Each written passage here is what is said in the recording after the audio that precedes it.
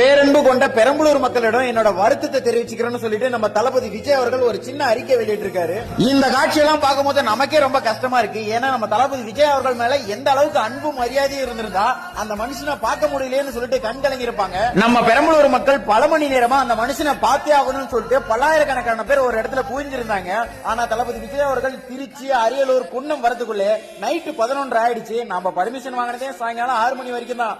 ஆனா அதையும் மீறி மக்களை சந்திச்சாரு. இதுக்கு மேலேயும் நான் மக்களை சந்திக்கிறேன்னு சொல்லிட்டு பெரம்பலூரை நோக்கி நம்ம தளபதி விஜய் அவர்கள் போயிருந்தா பல மணி நேரம் இருக்கும் உள்ள போயிட்டு மக்களை சந்திச்சுட்டு வெளியே வருது.